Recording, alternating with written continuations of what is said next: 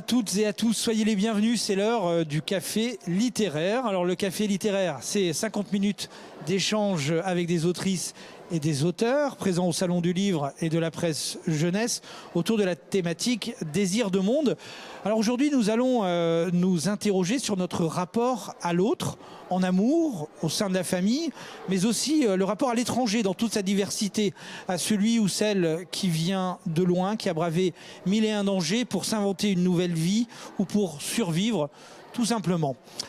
Pour nous plonger dans cette thématique, nous embarquerons aux côtés de Catherine Dabadi. Bonjour Catherine, et son livre Dernière Manche, une histoire d'amitié forte entre un jeune fils de pêcheur et un Afghan dans la jungle de Calais.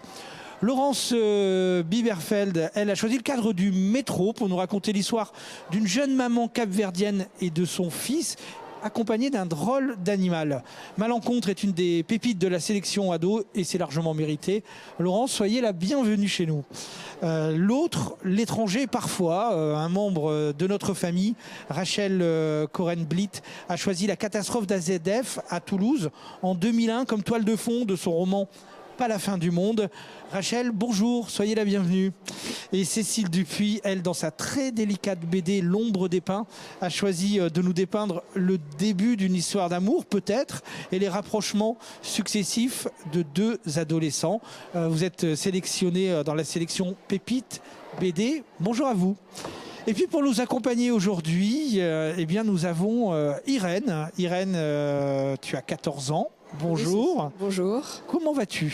Ça va. Et vous ? Moi, ça me va très bien. Je suis plutôt bien accompagné, donc ça va parfaitement bien. Tu vas passer au grill de tes questions, nos invités. Tes camarades de classe aussi pourront questionner les autrices dans la seconde partie de ce café. Quel genre de lectrice es-tu ?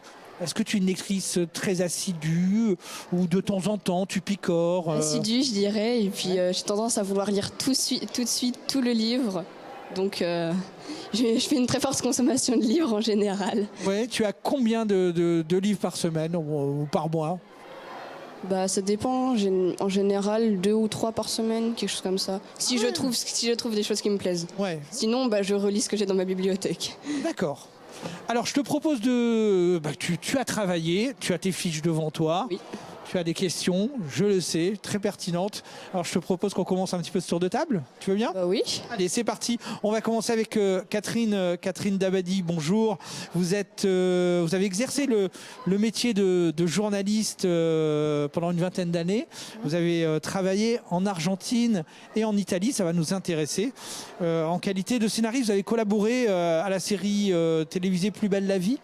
En 2022, vous avez participé aussi au podcast Bestiole sur France Inter. Vous êtes tout terrain. Vous avez publié Au nom de l'ours dans la collection 9-12 ans chez Actes Sud Junior et Mauvais sang aussi en 2021, l'histoire d'un fils de mafieux. On retrouve cette thématique en fait de la filiation avec dernière manche, puisque vous nous racontez l'histoire d'amitié entre Manoé, fils de marin pêcheur à Calais, et Azrat. Alors Manoé, c'est un gamin plutôt solitaire. Sa maman a quitté son papa, qui lui lutte pour sauvegarder son activité de pêche. Azrat, c'est un jeune migrant afghan qui souhaite se rendre en Angleterre. Manoé aussi, lui, veut se rendre en Angleterre à la fois pour assister à la finale de la Champions League, mais surtout pour retrouver sa maman qu'il pense être partie là-bas. Une amitié va se nouer sous nos yeux avec ce projet commun de traverser la Manche. Irène, qu'as-tu pensé de ce livre ? J'ai beaucoup aimé, on se sent rapidement attiré par les personnages, par leur évolution, leur réveil face à l'autre, parce qu'au départ ils s'apprécient pas trop, ils ont des préjugés l'un sur l'autre. Et puis j'ai trouvé ça très intéressant parce qu'ils ont rien en commun, sinon un but. Et c'est à la fois un petit détail et ce qui va être le plus important en fait au niveau de leur rapprochement. Oui, effectivement, au départ, ils n'ont rien en commun. Ils sont dans deux univers qui ne se croisent pas, malheureusement.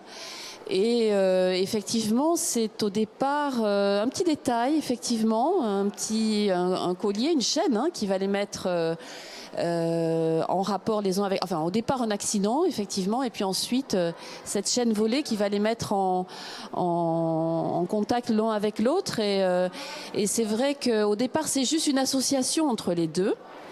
Ils poursuivent un petit peu de malfaiteurs, commun. Presque. Hein. Comment ? Presque de malfaiteurs quand même. C'est une association de malfaiteurs. En tout cas, ils ont besoin d'argent, en effet, et donc ils vont s'associer. Et puis très vite, cette association va se transformer en quelque chose de plus solide, une amitié finalement. Oui.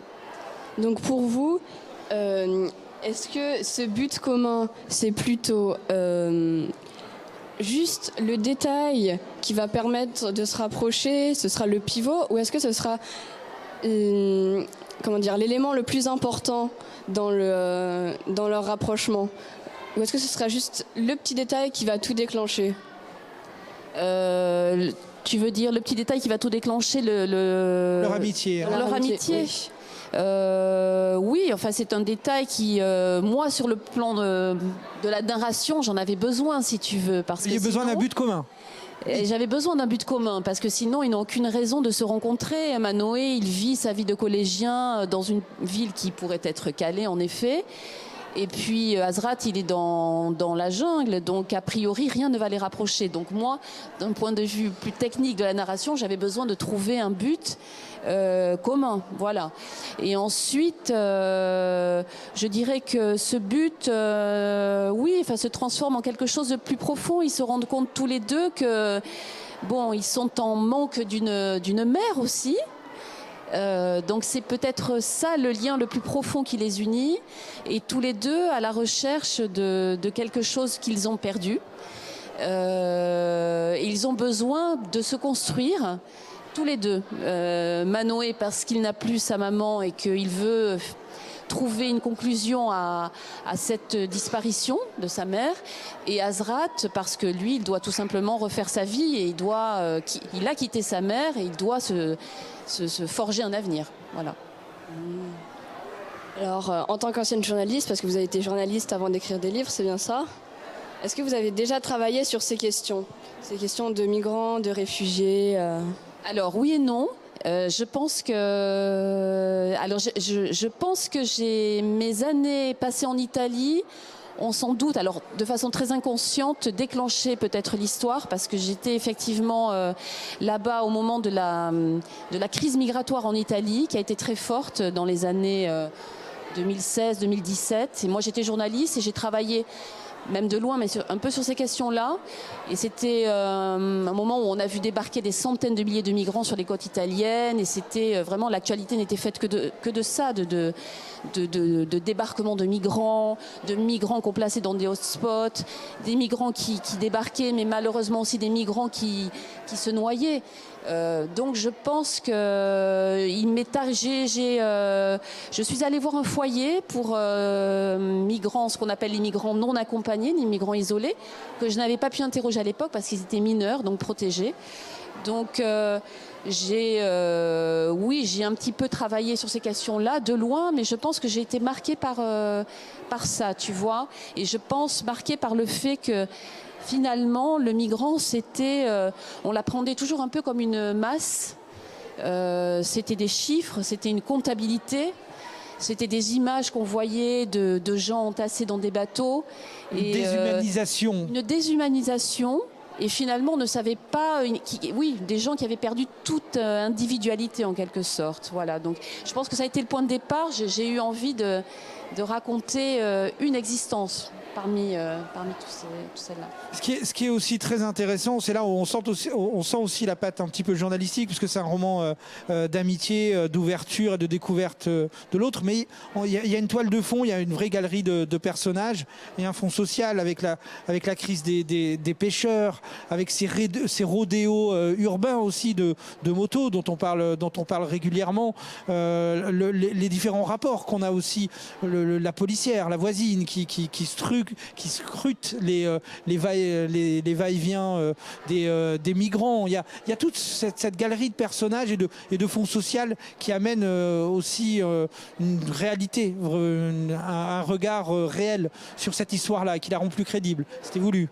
Oui, c'était voulu, mais alors ça, effectivement, peut-être que mon métier de journaliste entre en jeu et que je m'intéresse à ces questions-là. Donc j'aime bien qu'il y ait effectivement ce fond social, cette réalité un peu sociologique. Et puis j'y ai mis aussi des reportages, effectivement, que j'ai pu faire il y a longtemps, parce que j'étais allée interroger aussi à Calais des marins sur leur activité. Oui, on le sent. Vous maîtrisez la toile, mais en tout cas, voilà, c'est vrai que c'est une région. J'ai travaillé dans le nord de la France quand j'ai commencé mon métier de journaliste. Je travaillais là-bas, donc j'avais fait des reportages sur les marins, sur les marins pêcheurs. Sur le CROSS, donc le centre de secours de surveillance de la Manche. Voilà, ce sont des sujets, oui, fatalement, parce que c'est mon premier métier, la réalité économique, sociale de cette région-là m'intéresse, oui. Je vous propose de partir à la rencontre de Malencontre avec vous, Laurence Biberfeld. Alors vous, les enfants, ça a toujours fait partie de votre vie professionnelle. Hein, dans la première partie, lorsque vous étiez institutrice.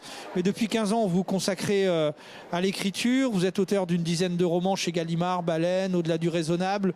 Vous êtes autrice de nouvelles, de poésie et d'articles. Alors j'ai lu dans votre biographie, souvent très engagée à gauche. Bon... Dans la biographie... Mais après... sorti là des points cardinaux. Hein. Et chez Inuit, vous avez publié Il nous poussait des dents de loup, un roman sur une ZAD. Alors, je me suis dit que oui, peut-être qu'il y avait un lien. Je ne sais pas, vous nous direz. Péter les boulons aussi, c'est un polar punk. Et dernièrement, Panier de crabe dans la collection Polaroid. Et vous êtes là pour ce formidable livre Malencontre. Alors, le livre, l'histoire, c'est Louisia, qui est une réfugiée capverdienne à Paris, qui élève seule Marco, son fils de 10 ans dont elle est extrêmement proche. Il y a aussi un troisième membre de la famille, c'est Zazou, le furet que le garçon a adopté, malgré qu'ils sont quand même super mauvais. Bon, ça sent le furet, quoi. Ça sent le furet. L'expression, ça sent le furet. Hein. Une odeur forte. Voilà. Alors, il y a la réticence, bien sûr, de l'assistante sociale, qui est un personnage important dans le livre, Anne Espalion, qui pense que vivre effectivement avec un furet, quand on est épileptique et asthmatique, comme l'est le garçon, c'est pas forcément une bonne idée. Et la mère et l'enfant, la trame de votre livre, la mère et l'enfant, ils quittent leur appartement un matin pour repartir de zéro. Ils s'engouffrent dans le métro et là ils vont tomber nez à nez avec le brutal Joachim et puis aussi l'assistante sociale, un espèce de huis clos avec le furet. C'est Zazou dans le métro, j'ai envie de dire. Eh ben voilà, c'était le titre que je voulais et puis voilà, bon ben c'était trop. L'idée a déjà été prise. Voilà. Oui, c'était presque ça. Une histoire forte, très forte sur les relations mère-fille. Louisa est une battante et une maman très jeune, prête à tout pour son fils. C'est un regard un peu différent. On va en parler avec Irène, que vous avez voulu porter justement sur les sans-papiers, les réfugiés, les pauvres, tout simplement, les précaires. Irène, qu'en as-tu pensé ? Alors, j'ai beaucoup aimé parce que, encore une fois, on s'attache très rapidement à ces personnages. L'histoire est dure, mais elle est très agréable à lire grâce à l'enjouement perpétuel des personnages principaux. Ils sont jamais découragés, ils ont toujours envie d'avancer, ils sont toujours heureux. Du coup, ça en fait presque une histoire drôle, malgré le contexte un peu dur, en fait, de cette situation. Vous vouliez pas faire quelque chose de triste, vous. Hein. Vous vouliez apporter de la joie de la vie. Ouais. Hein, quelque chose de dur, oui, parce que c'est vraiment très dur cette situation. Oui. Mais quelque chose de triste, non, en fait. Puis, oui, voilà, c'est quand même des gens, justement, parce qu'ils ont une vie très dure, qui ont beaucoup de billes, qui ont beaucoup de ressources, en fait, pour réagir, qui sont très puissants, en fait. On n'est pas du tout amené à l'apitoiement sur ces personnages. C'est, au contraire, on s'attache à eux, mais pas par pitié, voilà. Alors, non, ouais, effectivement, c'est souvent le regard qu'on a sur les gens qui arrivent, qui viennent d'ailleurs, qui sont dans des situations assez atroces, qui ont vécu des choses atroces. C'est vrai qu'ils sont démolis par plein de côtés, et c'est vrai aussi qu'en fait, ils ont quand même accumulé à la fois de l'expérience, des savoir-faire, de la débrouillardise. Enfin, c'est des parcours très très très longs, et finalement, ils arrivent ils arrivent à se débrouiller, à se bricoler une vie dans la précarité la plus totale sans jamais savoir qu'est-ce que va être le lendemain, etc. Et je me dis qu'à l'époque où on est, c'est eux qui ont la boîte à outils, hein, c'est pas nous, parce que... Non, mais c'est vrai, il faudrait quand même qu'on se rende compte que eux, ils savent plus vivre comme ça, enfin, survivre, réagir, réinventer, voilà. C'est un peu ça que je voulais dire aussi. Alors je n'ai qu'une seule question, enfin pour le moment. Pourquoi avoir choisi le furet comme animal? Alors ça, c'est perso. C'est parce que j'ai un fils, mon petit dernier, qui effectivement était anosmique, avait beaucoup des troubles qu'a Marco. Et anosmique, ça veut dire que vraiment tu sens rien du tout. Et en fait, on a récupéré une furette qu'on avait appelée Zazou, vraiment. Et en fait, la première odeur que ce gosse a sentie, c'était l'odeur de la furette. C'est pas l'odeur boule puante qu'elle envoie pour se défendre, parce que ça, c'est un truc, c'est insupportable, on peut pas rester. Mais c'est une bête qui a une odeur de musc, en fait, assez forte. On dit ça pue. Moi, une odeur de, pardon ? De musc. De musc, d'accord. Vous voyez l'odeur de... c'est ce que je dis dans le bouquin, l'odeur de la laine, l'odeur de... C'est une odeur assez forte, l'odeur de la lanoline et tout. C'est une odeur forte, mais qui est très réconfortante en même temps et qui est très puissante. Et la première odeur que mon fils a sentie, c'était la furette. Et du coup, et à partir de là, il s'est mis à sentir d'autres choses, quoi. Ah, ça a déclenché chez lui... La première odeur qu'il a sentie. Donc je m'étais dit, non mais d'abord on a adoré Zazou. Et c'était, voilà, moi j'étais partie pour faire un hommage à cet animal en fait au départ.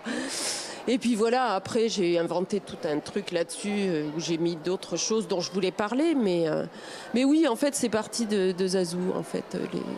Alors on parle de presque, c'est vrai, un huis clos dans le métro, puisque en fait la grande partie du livre se passe dans une rame de métro, où l'assistante sociale, l'ancien mari, Max, souteneur, on ne sait pas très bien, et on ne va pas tout divulgacher, mais en tout cas, il y a ce personnage pas du tout sympathique qui met la pression pour récupérer la maman de Marco, Louisa. Et il y a un côté un peu burlesque. En fait, il y a tout un tas de situations qui vont se déclencher dans cette rame.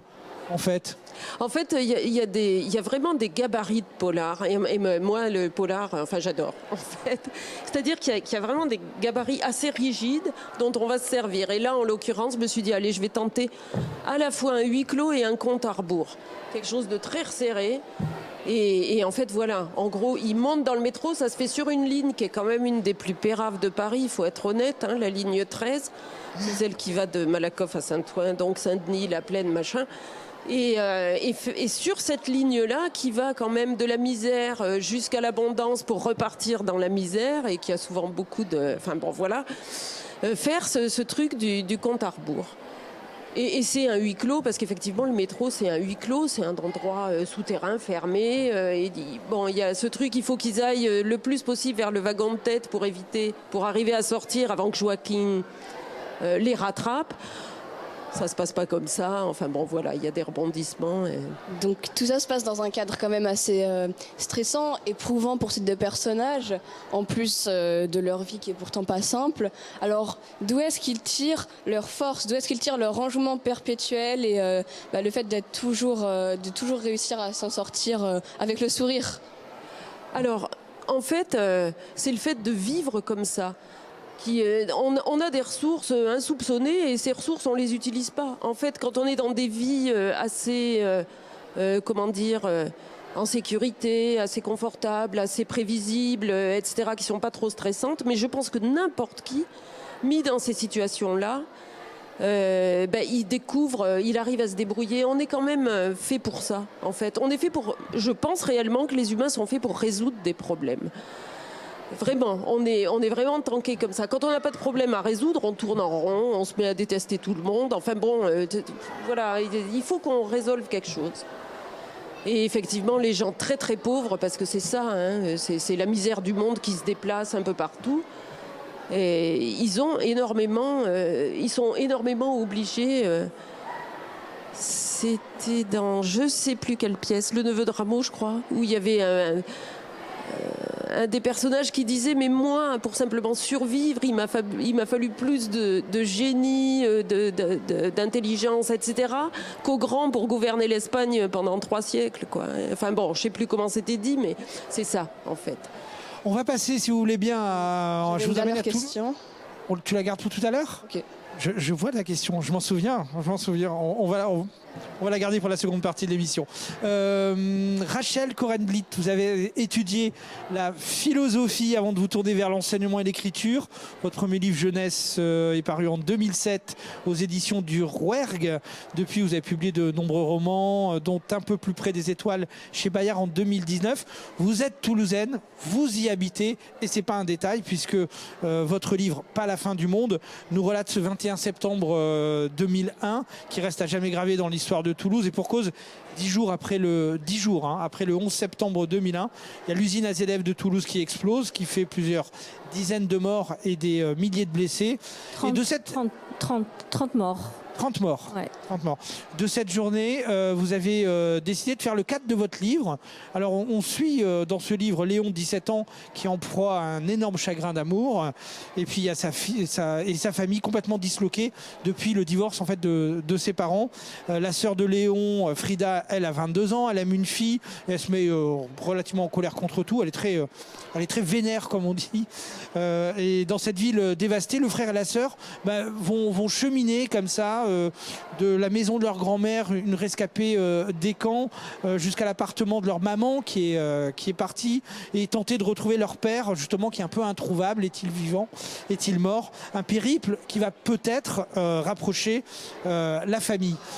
Irène, qu'en as-tu pensé? Alors, j'ai beaucoup aimé le lire. C'est vraiment bien écrit, et puis c'est très intéressant de voir le même événement, mais de tous les points de vue. Donc chaque personnage a son idée sur la question, son point de vue très différent. Et donc c'est très intéressant de lire comme ça.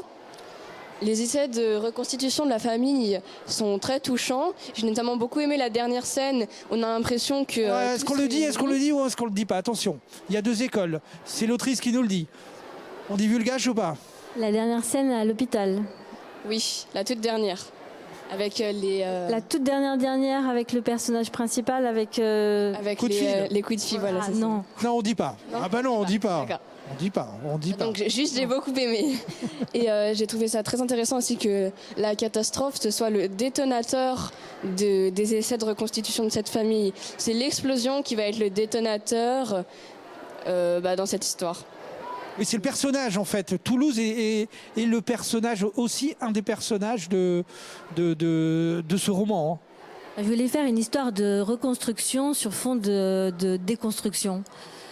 Comment une famille qui a explosé, comme peuvent exploser les familles, avec toutes les rancunes, les jalousies et tout l'amour qu'on peut se porter aussi, parce que l'amour, c'est pas, on le sait tous, c'est pas un long chemin tranquille.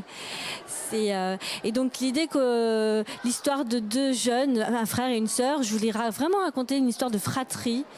Un frère et une sœur qui peuvent s'aimer et se détester, vont se retrouver pour retrouver le père manquant. Et oui, Toulouse est, vous l'avez dit, ce personnage en plus, cette sorte d'entité qui a souffert, qui a été amputée, qui a été blessée, qui a été entaillée, et qui représente un peu le corps de la famille aussi. Et donc, ces corps abîmés se réparent. C'est ce que j'ai tenté de faire. Alors, Irène? Donc je me demandais, vous avez dit que vous habitez à Toulouse, mais donc ça m'aide un peu à répondre, mais pourquoi avez-vous choisi cette catastrophe? Est-ce que vous avez été touché de près ou de loin par l'explosion d'AZF? Est-ce que Frida, ça serait pas un peu vous? Frida, ils sont tous moi, je suis tous ceux. Tous les personnages blessés et touchés. Non, je pense que quand on est auteur, on est l'ensemble de ces personnages sans être aucun d'eux jamais.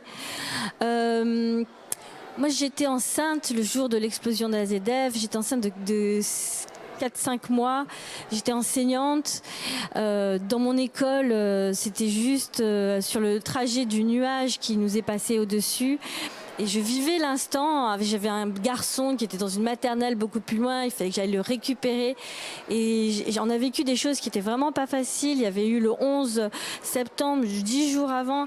Et j'écrivais pas encore des romans publiés. Mais j'écrivaillais, mais c'était pour moi. Et je me dis, mais ce que je vis là, je vais en parler, c'est pas possible. Et il a fallu 20 ans pour digérer l'événement, pour le transmuter en littérature, c'est-à-dire pour le détacher de ce que j'avais vécu moi, et pour en faire un récit, une œuvre de fiction. Pourquoi 20 ans ? Pourquoi 20 ans ? Pourquoi 20 ans ? Ouais. Quand je vous écoutais parler, par exemple, les Américains ont cette capacité, par exemple, dès qu'il y a un événement terrible qui leur tombe dessus, tout de suite, il y a des artistes qui s'en emparent pour le raconter. Je pense aux Twin Towers, par exemple. Nous, en France, on a besoin de plus de temps. Oui ou non, il y a eu, par exemple, sur le Bataclan, il y a eu des romans qui sont sortis tout de suite après le Bataclan, des romans en jeunesse et en adulte. Vous aviez besoin de... Oui, il a fallu que je mijote l'histoire et que je la détache de mon... En fait, voilà, on revient à ce que je disais, cette idée que l'auteur, il est pas ses personnages. Il a fallu que je fasse tout un processus de détachement pour pouvoir raconter le mieux possible, c'est-à-dire en étant le plus loin et le plus près possible l'histoire. Enfin, c'est dans des paradoxes, hein. Mais oui, 20 ans une sorte de levure du texte. On en reparlera tout à l'heure dans la seconde partie d'émission. On va finir ce tour de table avec Cécile Dupuis. Vous êtes une toute jeune illustratrice et dessinatrice de bande dessinée. Votre pratique mêle aujourd'hui le dessin, la photographie argentique, film, musique. Vous êtes titulaire d'un diplôme national des métiers d'art et du design en images et narration à l'école Estienne. Ouf. Et vous sortez de vos études, hein. Oui, tout à fait. Voilà, le nom de la formation est très long et voilà, on dessine. Et grâce à votre projet de diplôme L'ombre des pins, celui-ci il a été retravaillé avec l'aide de Valérian Guillaume et il est édité chez Virage Graphique. Le pitch, c'est Pablo qui passe une fois de plus, un petit peu comme beaucoup certainement d'enfants derrière moi qui passent l'été dans la maison des grands-parents, encore un été de plus. Bon là c'est au bord de la mer donc c'est plutôt sympa.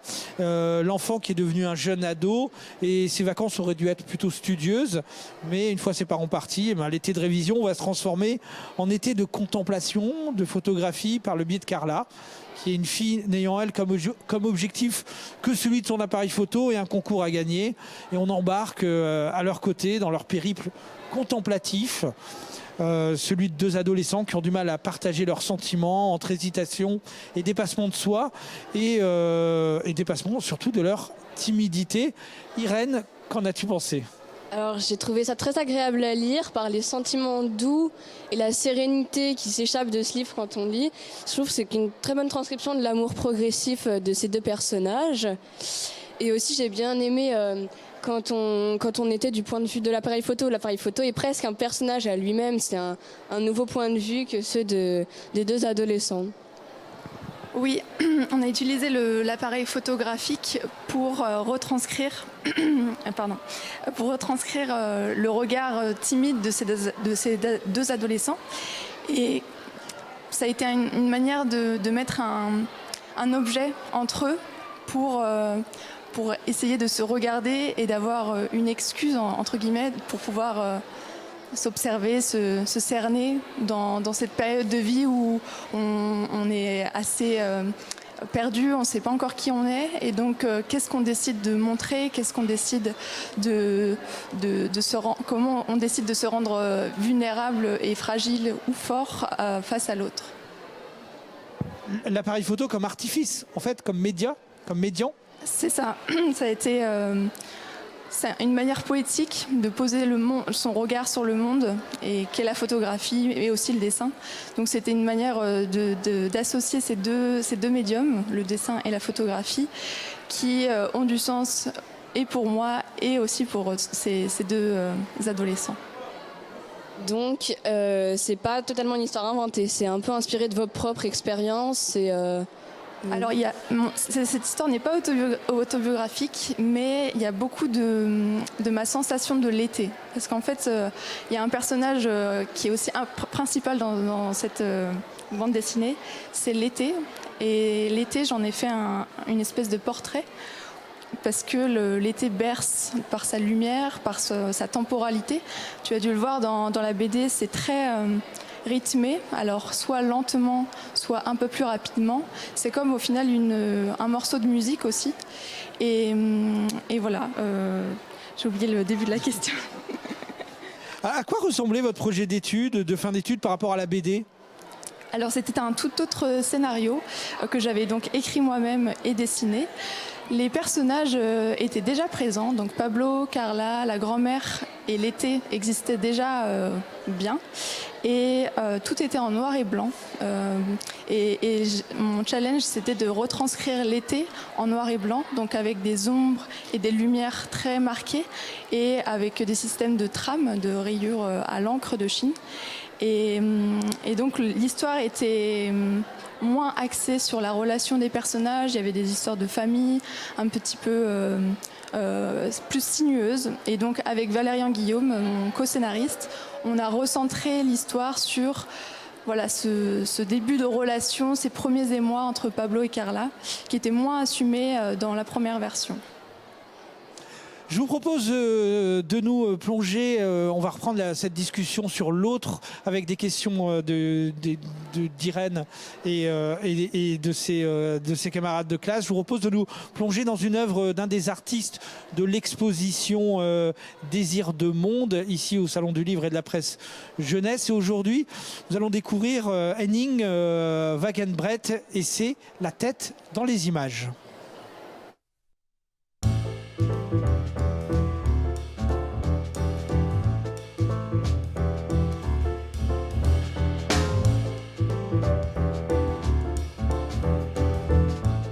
L'univers à l'envers de Henning Wagenbreth, traduit de l'allemand par Clément Bénèche aux éditions Les Grandes Personnes.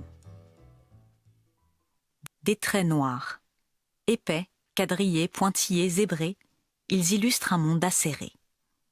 Les lignes fortes et claires modèlent des paysages contrastés faits de rectangles, de cubes, de carrés. Les couleurs pleuvent en cascades, des tons francs, le plus souvent en aplat, comme en écho à la sérigraphie. Tantôt vives, éclatantes ou sombres, les couleurs signent les tonalités différentes de chaque récit. Les illustrations, entièrement réalisées à l'ordinateur, sont puissantes, proches du pictogramme. Les planches saturées de détails. On s'immerge dans un monde bruyant. L'architecture des doubles pages fait référence à la bande dessinée, aux comics, mais aussi au cinéma muet et à l'art de l'affiche. Le caractère géométrique des espaces, la manière dont sont construites les perspectives, laisse à penser un monde futuriste. Avec leurs yeux immenses, leurs sourires figés, leurs articulations à angle droit, les personnages ressemblent à des robots. Souvent grimaçants, ils ne transpirent pas la joie, à l'image des histoires qu'ils racontent. Quant à l'histoire justement, c'est totalement le bazar. Eirutioff, Essat, Herbra, Autumn, Zen. Ce monde qui semble trop bien rangé subit un grand coup de vent et c'est le tohu-bohu. Tout se passe à l'envers. On doit déclencher son réveil pour s'endormir, les bûcherons façonnent les arbres, on plante des champignons en forêt, les archéologues enterrent des vestiges et les animaux reprennent vie après être passés à la boucherie. C'est l'univers du non-sens. Le vocabulaire de l'illustration, proche de l'expressionnisme allemand, autant que les textes, traduisent des réalités déformées, une critique sociale virulente, une vision pessimiste du présent comme du futur. Mais en quoi ce monde absurde serait-il désirable ? C'est à vous de le découvrir. Sachez seulement qu'en rembobinant la bobine, une chance nous est peut-être donnée de changer le cours de l'humanité.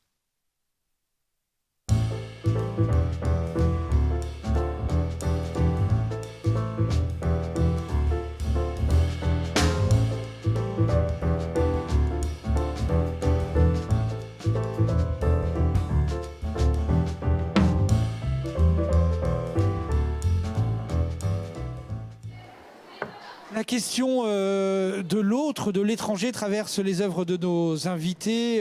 Chez vous, Cécile Dupuis, c'est plutôt dans l'approche amoureuse avec l'ombre des pins. Chez vous, Rachel Coren-Blitt, ça serait plutôt au sein de la famille. Pour dernière manche, c'est l'étranger, Catherine Dabadi, qui vient du Monde, comme chez vous, Laurence Biberfeld, avec Malencontre. J'avais une question à vous poser à toutes les quatre sur, d'après vous, quel rôle doivent jouer les auteurs pour un petit peu apaiser le rapport qu'on peut avoir à l'étranger. On sent bien que depuis quelques années, quand on parle de l'étranger, quand on parle de la personne qui vient du bout du monde, on en parle de manière de plus en plus violente. Quel est votre rôle et votre responsabilité, vous, en tant qu'autrice, pour apaiser ou pour décrire une autre relation ? Vaste question, je le sais. Oui, vaste question.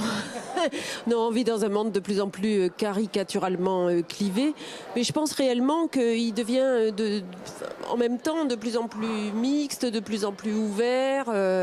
Mais bon, après, il y a des réactions effectivement hyper rigides pour essayer de garder un monde qui aurait existé à un moment, mais qui est qu'un fantasme d'homogénéité complètement délirante où tout le monde est comme ci, comme ça,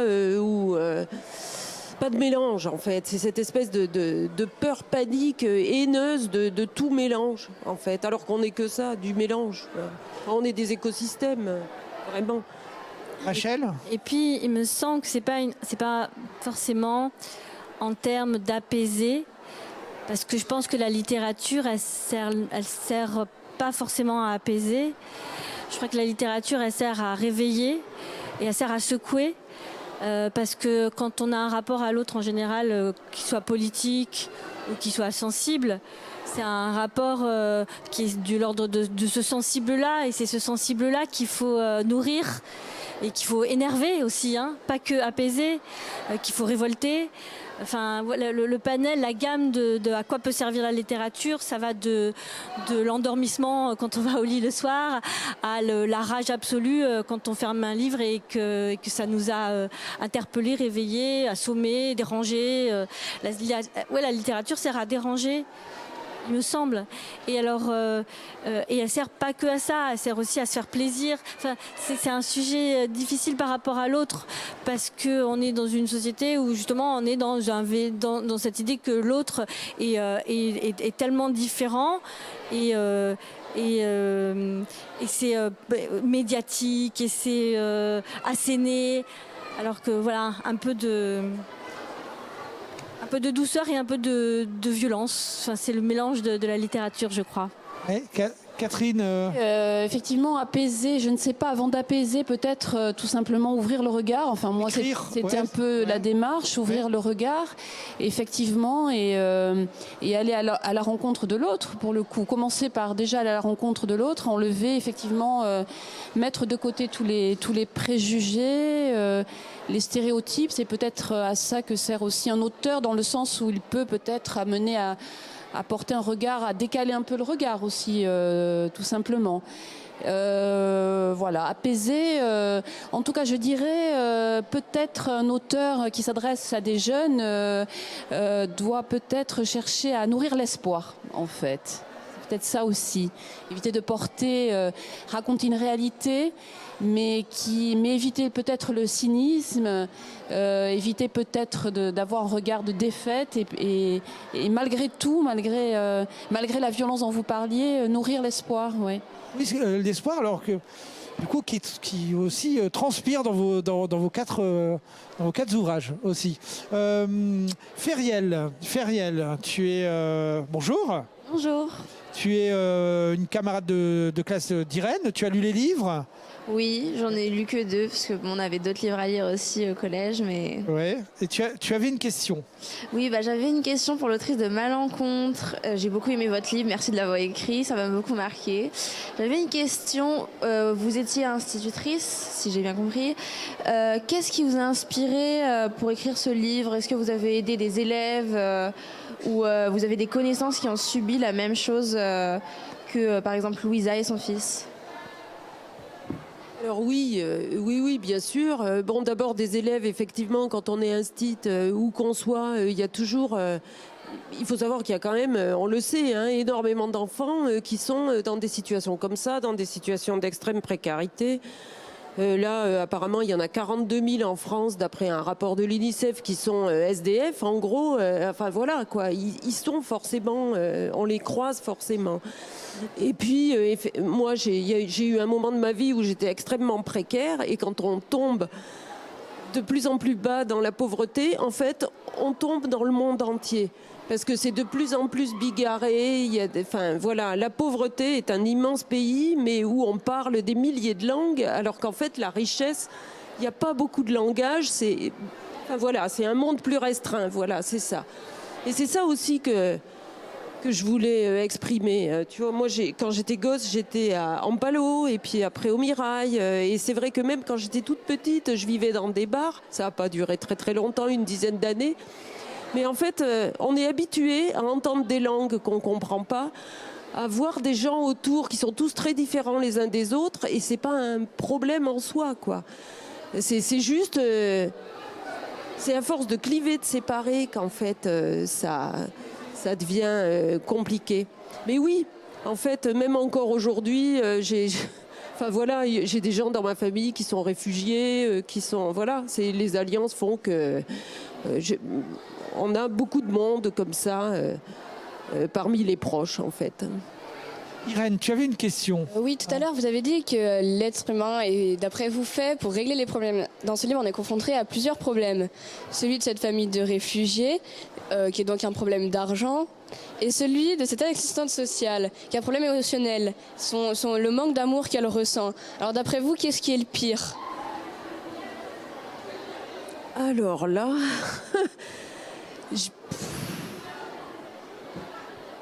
tous les problèmes peuvent se résoudre. Après, on voit très bien dans l'histoire de Louise et Marco on voit bien qu'à la fin, ils se trouvent dans une autre précarité. Et que, bon, elle va s'organiser différemment. Ils ont réglé certains problèmes de façon définitive. C'est d'énormes problèmes, mais leurs problèmes ne sont pas finis. Quant à l'assistante sociale... elle non plus, ses problèmes ne sont pas finis. Hein. Elle a juste pris conscience de quelque chose. D'un seul coup, ses yeux se sont dessillés. Je ne sais pas ce qui est mieux. Quand on voit l'assistante sociale, oui, elle est mieux intégrée, elle n'a pas de problème de papier, elle n'a pas de problème d'argent non plus. Voilà, elle fait quelque chose qu'elle aime, etc. Et finalement, elle est complètement bousillée. En fait, elle n'arrête pas de... C'est comme si elle remplissait un récipient troué. Elle sait que de toute façon, les gens arrivent, qu'elle ne pourra jamais les secourir et qu'en plus, elle les secourt mal. Que des fois, elle en prend conscience un peu quand même. Elle les secourt tout en les enfonçant, parce que c'est un petit peu ça, l'aide sociale aussi. Enfin, bon, voilà, quoi, on le sait. Je ne sais pas ce qui est pire. Je voulais poser la question à Catherine. Vous avez travaillé en Argentine, en Italie aussi. Vous avez été ce qu'on appelle une expatriée. Prenez votre micro. Alors, c'est pas la même situation. C'est pas du tout la même situation, mais il y a un regard quand même aussi d'être pas chez soi, comment on vit. Est-ce que ça vous a aussi aidé dans la construction de votre roman ou pas du tout? Alors je compare absolument pas oui. Non, c'est oui. pas du tout mon propos. Non. Je veux juste dans la sensation, ce qu'on ne ressent pas, ce qu'on n'arrive pas nous à imaginer du regard de l'étranger qui est chez nous. Vous l'avez vécu à l'inverse. Oui, alors je ne sais pas si j'oserais dresser des parallèles entre les deux, parce que vivre à l'étranger, effectivement, quand on est dans des conditions matérielles hyper confortables, ça n'a rien à voir. Après, effectivement, du bout du doigt, je dis bien du bout du doigt, on est bien d'accord. On peut peut-être toucher, effectivement, comprendre ce que ça veut dire que d'arriver dans un pays déjà dont on ne maîtrise pas la langue, ça c'est vrai, oui. Parce qu'on est complètement isolé. Et parce qu'on est aussi, quand on ne maîtrise pas la langue, dans un rapport un peu infantilisé. En tout cas, la façon dont on va avec peu de mots s'adresser aux autres. Ce qu'on va percevoir aussi, on est dans un rapport comme ça qui est un peu, infantilisé, qui peut être assez désagréable.